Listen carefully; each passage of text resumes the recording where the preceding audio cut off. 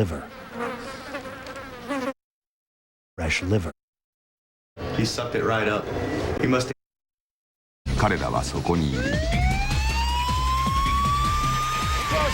Hold on one second. There's gonna be a lot going on here, okay? 逃げることは決して許されない。自らの命を危険にさらし、人の命を救おうとする者たち。医師と患者が織りなすさまざまな人間模様。トラウマ緊急救命室での生死。土曜夜ディスカバリーチャンネル。It seemed like such a challenge to go into these casinos. Leeches are not the only live creatures in the pharmacy. Medicine has found an ally in this tiny insect larvae. It can do something drugs cannot do. It eats diseased flesh. At the Princess of Wales Hospital in Bridgend in Britain, they pioneer treatments for health problems that drugs cannot cure. In the lab, they breed huge green bottle flies, feeding them a diet of prime fresh liver.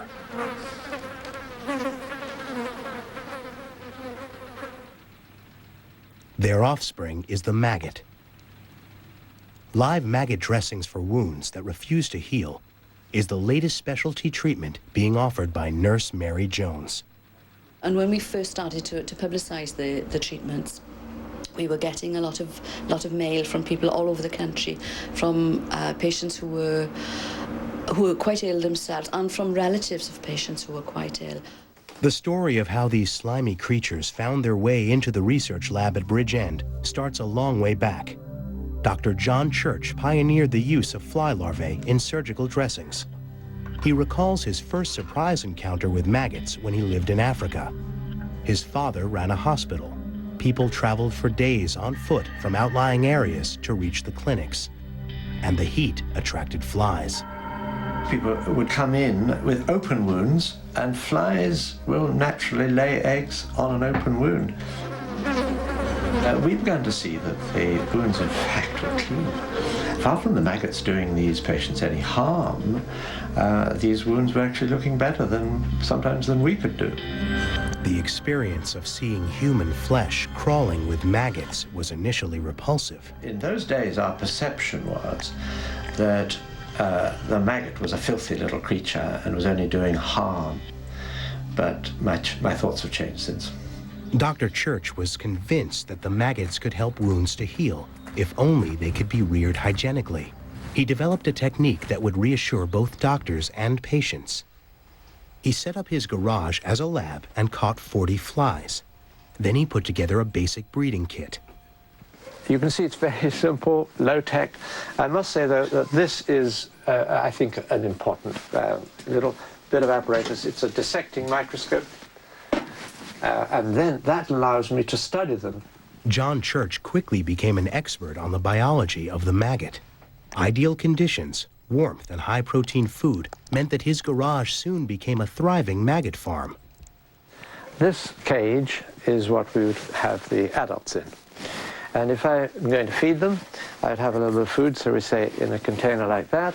And so as they don't escape, I have a sleeve, very simple, very low tech, and I can introduce the food like in this fashion, like that, and in goes the food.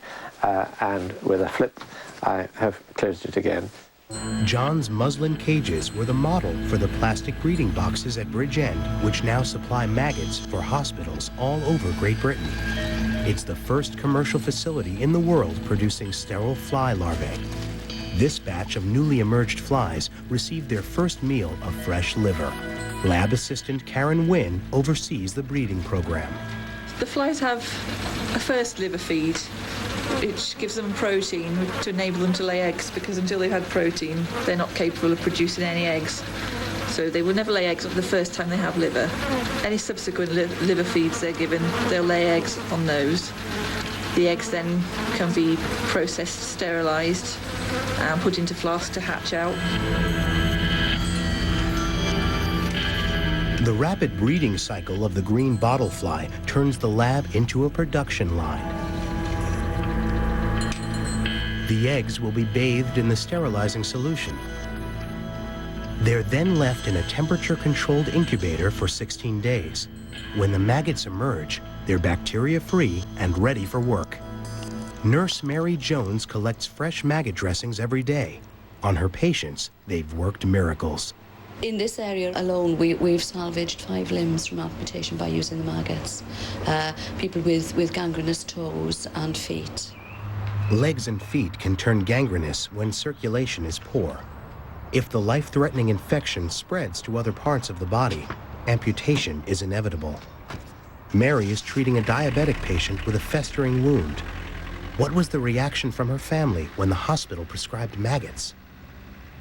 Oh, they were horrified. The thought of it, but it didn't worry me. The sore on Mary Ronan's heel has ulcerated. Several courses of antibiotics made no impact. She is unable to walk or leave the house. But an army of tiny surgeons working round the clock have been tending her for the past 2 days. There they are. Can you see them? The maggots have been gorging on Mary's heel. They hungrily gobble up the pus, infectious bacteria, and rotting dead flesh 24 hours a day.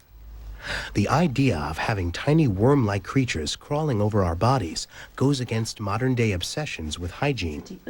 But doctors in Britain are convinced that to win the race against killer infections, there's nothing better than the maggot. The maggots have eaten most of the goo, and round the edge of the wound, new flesh is starting to grow. Well, it is a miracle, it is, yes, wonderful. I'd recommend it to anybody. You don't need to be nervous because you don't feel anything at all. You don't know them things are there. Initially, patients do say sometimes, please don't tell anybody. Hospital and community patients, they don't want anybody to know, but the minute it's on, they tell everybody. A new dressing, 150 greedy baby maggots for 3 days, and Mary's foot should be healed.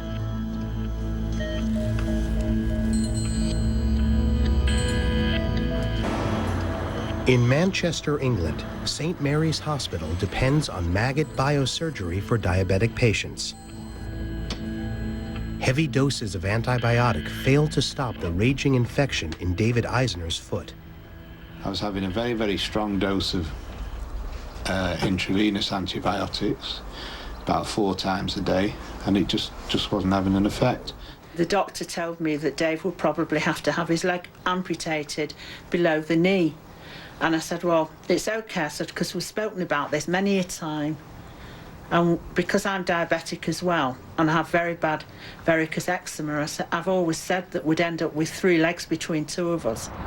Val accepted her condition, but David, a former taxi driver, wasn't ready to lose his foot and his ability to drive.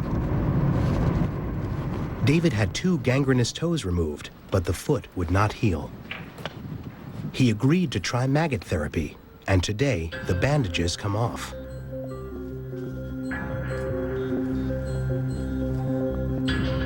The maggots have burrowed right down into the heart of David's infection. The beauty of the maggot is that it feeds only on decaying matter.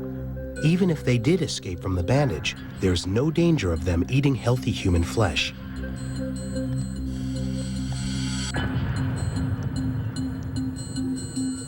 Inside a pus-filled wound, there's a buildup of poisonous bacteria.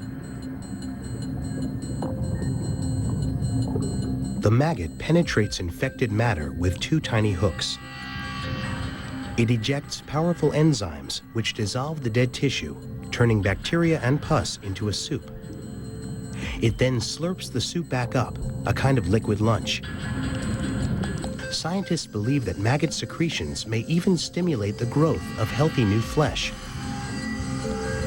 David's doctor, Andrew Bolton, sings their praises.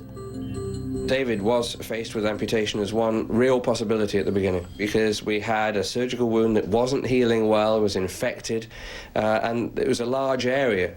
Maggot therapy has really been a great boost to him and has helped to preserve his leg. How's it looking?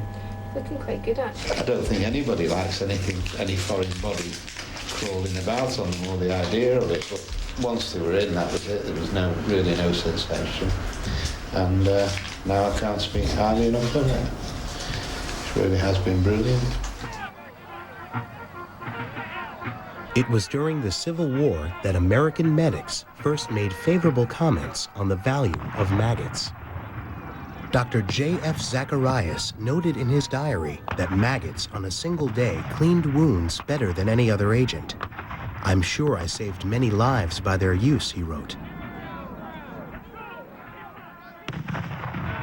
The discovery of antibiotics in the 1940s revolutionized the practice of medicine, and maggot treatment virtually ended. Surgeon Jane Petro discovered a shocking realization while treating her first maggot-infested patient. Early on in my career, this guy came in with a huge, fungating, really awful head and neck tumor. The tumor was disgusting. The maggots made it even more so. So our first act was to think, oh my God, we've got to get rid of these maggots. Then I picked it clean, washed everything up, put a dressing on the wound, and the guy died the next day. And when he died, it looked as though he had suddenly had this overwhelming infection. And, you know, as a simple young doctor, I didn't have a lot of sophisticated ideas, but it seemed to me quite apparent. Here's this guy walking around for years with this tumor and probably for at least months with this maggot infestation. And he dies the day we take away the maggots. So I started thinking, how did that help? What did that do for him? Maggots may be about to make a comeback in the U.S. Stalking the corridors of hospitals are vicious strains of superbugs that are resistant to antibiotics. Once these new strains take hold, they're virtually impossible to stop, spreading rapidly, causing raging infections, and frequently death. New research shows that maggots may be a way to defeat the superbugs.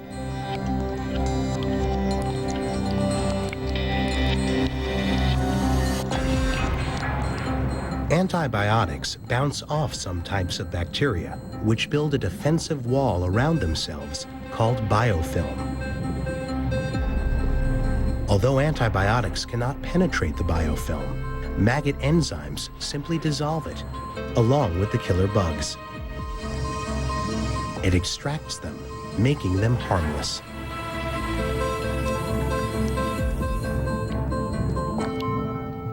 With their open wounds and long hospital stays, burn patients are a prime target for superbug infections. A surgical skin graft is the usual way to restore burnt skin, but with the likelihood of a superbug infection, an operation could be deadly. Today, the overuse of antibiotics is a major threat to modern medicine.